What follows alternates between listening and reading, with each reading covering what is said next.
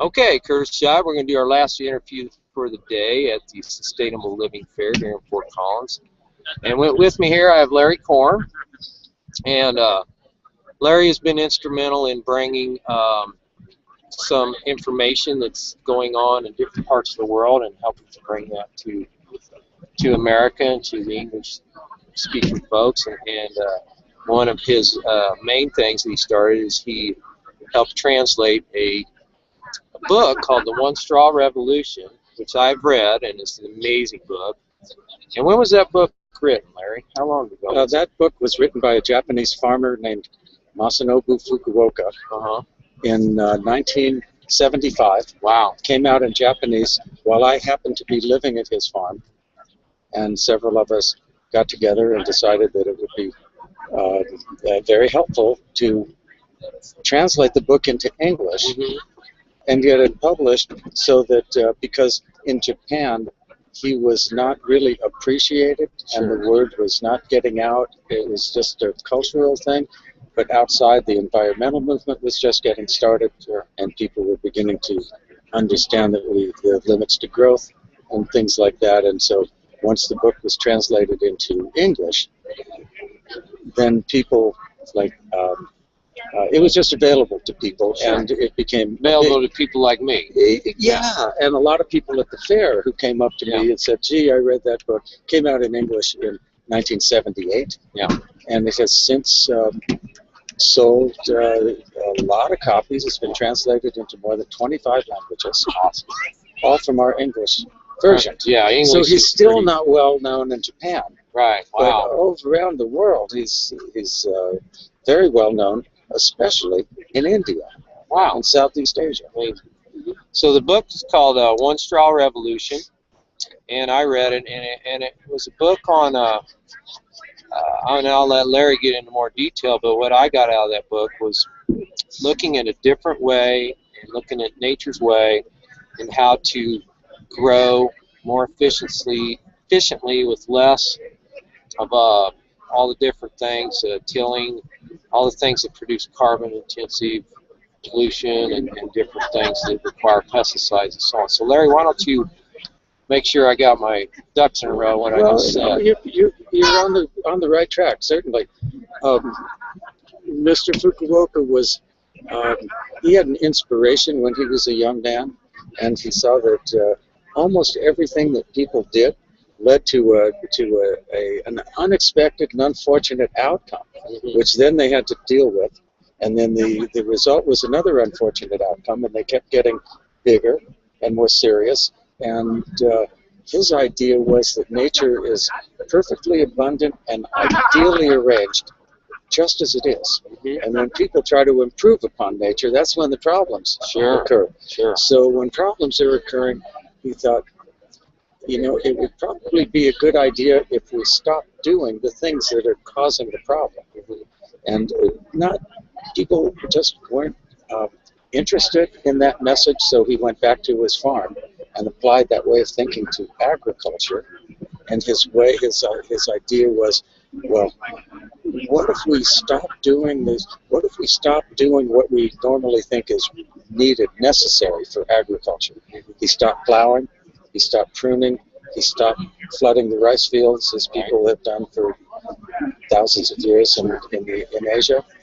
And he found that these things that were thought to be necessary, even by traditional farmers, actually were not.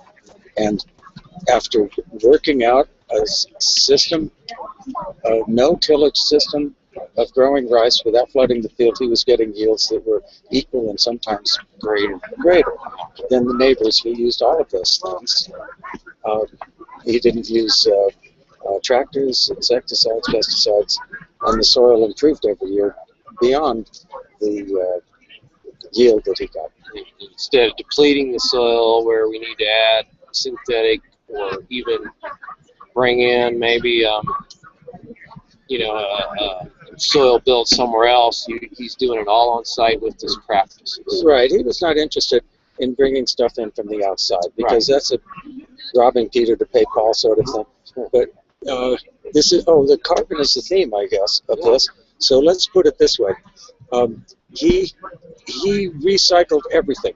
He had no inputs, but he had no. The only thing he took out of the system was the kernels of rice and barley, and he spread all the straw back, and he had a permanent ground cover of white clover, and the I usually say the fertility of the soil, but let's say the content of organic matter, and therefore the carbon content, the sequestering of carbon in the soil, was increased every year. Right. So it works on every level, no matter how you look at it. And if we're looking at it from carbon, oh, I'm not surprised it works on that level too. Right. Well, I remember, I think, something else from the book, that he started applying these practices to orchards and looking at what we now call, I think, forest gardening or forest. I know the name's always evolving. Edible forest gardening. Edible forestry, which I know a good friend of mine, Jerome Ostatoski, which runs the Rocky Mountain Permaculture Institute. I know. Yeah, he's an awesome guy. He is. I know he's taken a lot of information from him as well as others, and bringing this out to the world. Where I know he was the first one to actually create a golf course, believe it or not, that had edible landscaping and minimize watering and bringing in pollinators and all these other things that you never would associate with the golf course.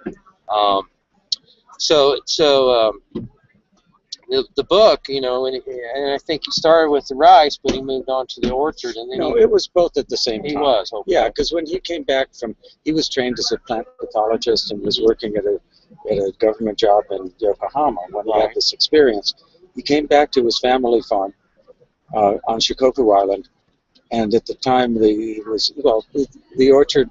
He had a 10-acre citrus orchard and 1-acre rice and barley, 2 crops in one each season. Right. That was down below near the village. So he managed both. Right. And he used the same approach and the same way of thinking to both.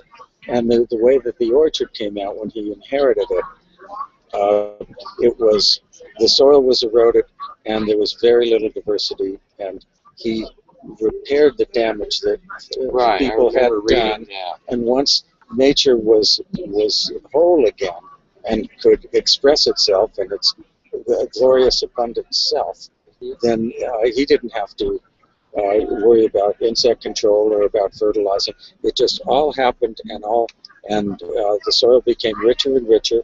And again, that means more organic matter, essentially. That's what it is. Healthy soil, healthy. And things just were happening on his. He helped things out a little bit by making these clay balls, and he mixed the seeds. Oh yeah, I remember that. The seeds of all different kinds of shrubs and trees and vegetables, and he just scattered them all over. Right.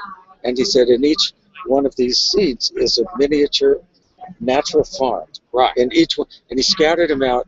And I remember he talked with us while I was there. We sat on a place where you could look out over the orchard. And he says, you see this? And it's just an amazing place. It's like trees of all sizes. It was spring and blooming, and there was food everywhere, and it was like paradise. He said, I could never design something like this. No. So where did this come from? He says, you want to try to answer that? Well, I mean, I think the thing I do remember now that you brought it up, the clay balls, the seeds, and kind of reminds me of Johnny Appleseed. So he was kind of a pioneer in the fact that, and I think part of it was the seeds being in the clay, protected them from birds and everything eating them until they broke down and it was time for them to start propagating. And that just seems so simple. It seems almost it's so simple. And it does seem too simple.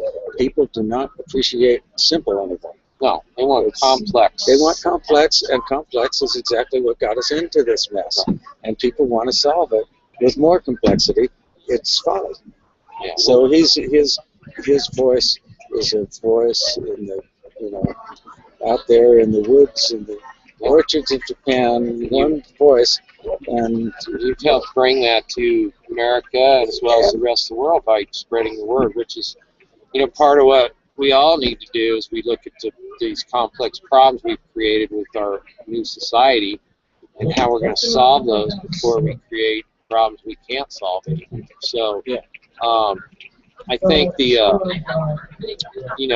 it's an incredible book. I encourage you guys all to read a copy, get it from the library or whatever. I think it's called The One Straw Revolution. The One Straw Revolution. The author's name is Masanobu Fukuoka. And, I was just lucky to be I was just happened to be in the right place at the right time. I had a chance to do that, and I had a chance to who gets a chance to do something like bringing a message like that to people that were like needing to hear it? I feel like I'm just the luckiest person in the world. Isn't that good to feel that? Yeah. It is. It is. I'm coming to the fair like this, where there's so many like-thinking people, and it's just wonderful. It is encouraging to know that there are people really pounding the drum with letting loose in this direction. So there's more and more all the time. Larry, thank you so much for your time. I know you've got a workshop to get off to.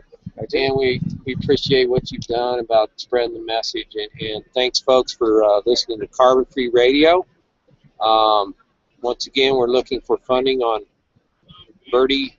How do you say it, John? What's that? What's the site that we're looking for funding to put on solar? Indiegogo. Indiegogo. Crowdsourcing. It's a Kickstarter thing. We are looking for funding, and what we're trying to do is encourage folks to fund, and what we're trying to do is create one of these carbon-free radio networks in every continent. Yeah, what the funding is for is to build a small solar array with the computer studio. Basically, it's a very simple project, but it actually works, as you can see here, sitting in the middle of this fair. Here we are doing this with the solar buggy we built yesterday. So once again, Larry, thanks for your time, and thanks for the work you're doing. We really appreciate it. Okay. All right. Well, thank you.